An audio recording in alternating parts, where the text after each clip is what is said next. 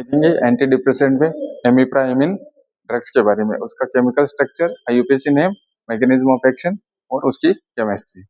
सबसे पहले इमिप्राइमिन के बारे में पढ़ते हैं। ये एक एंटी डिप्रेसेंट ड्रग है जो डिप्रेशन के ट्रीटमेंट के लिए यूज की जाती है। तो इसका ये ट्राईसाइक्लिक एंटी डिप्रेसेंट रिंग है। ट्राईसाइक्लिक मीन जिसमें 3 साइक्लिक रिंग हो, इसमें एक एजेपिन रिंग होती है, 2 बेंजीन रिंग होती है, तो इसे बेंजो एजेपिन भी कहा जाता है।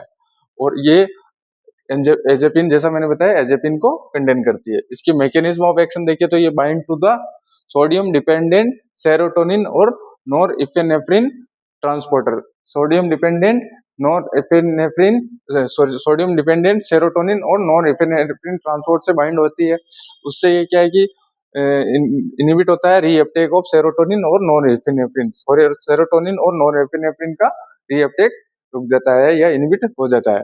उससे उसका साइनप्स में लेवल बढ़ जाता है सेरोटोनिन और नॉरएपिनेफ्रिन, जिससे लेवल बढ़ने से के बाद क्या है कि इम्प्रूव द मूड। उसके बाद उसके पर्सन का, डिप्रेस्ड पर्सन का मूड इम्प्रूव हो जाता है। ये इसकी मैकेनिज्म ऑफ एक्शन हुआ है।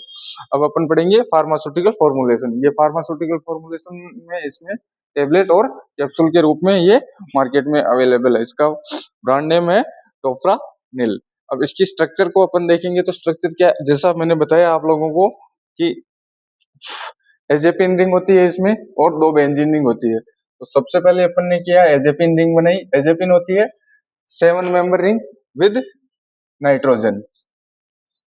तो ये आपकी नाइट्रोजन के साथ 7 मेंबर रिंग हो गई। देखो 1 2 3 4 5 6 7 मेंबर हो गई, एक नाइट्रोजन।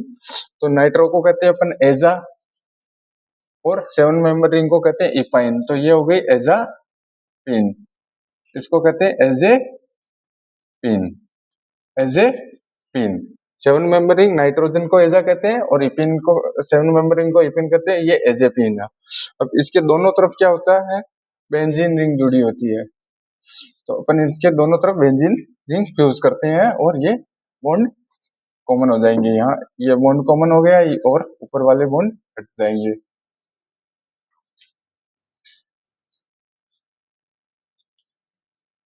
ये हो गई आपकी बेंजो डाइबेंजो एजेपिन। अब यहाँ पर आपको जोड़ने हैं CH2 CH2 CH2N CH3 CH3। ये हो गई आपके इमिप्राइमिन का स्ट्रक्चर। अब इसकी नंबर यूपीएससी नेम में देखेंगे तो इसकी नंबरिंग जो अपन करेंगे वो करेंगे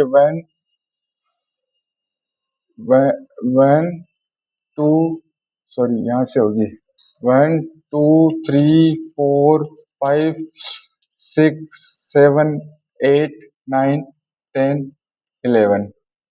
अब इस ग्रुप का करेंगे तो ये एमिन जुड़ा हुआ तो 1 2 3 और इसकी बॉन्डिंग की भी नोमेनक्लेचर होगी। तो इसकी भी नंबरिंग होगी A B C D E F और G।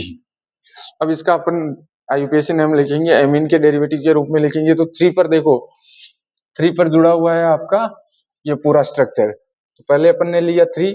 अब इसको छोड़ के इनका पहले अपन नोमेनक्लेचर कर लेते हैं। तो 3 पर देखो, 2 पर सेचुरेटेड है तो 10 और 11 डाईहाइड्रो,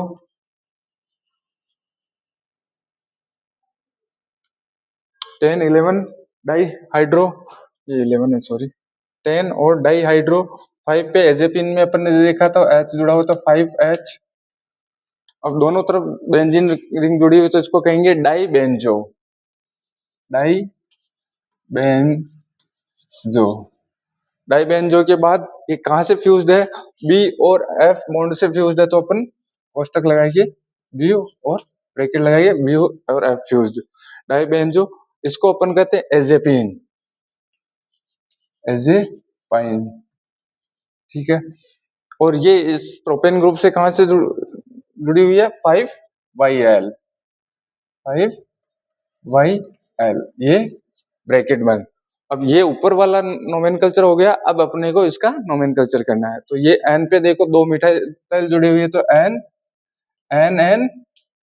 मिथाइल, NN मिथाइल, और एथ 3 कार्बन है तो एथ में प्रोप कहते हैं प्रोपेन, प्रोपेन। और 1 पे जुड़ा हुआ है एमाइन, तो 1 एमाइन, ये हो गया इसका IUPAC नेम। तो थैंक यू, आप लोगों को उम्मीद है समझ में आया होगा।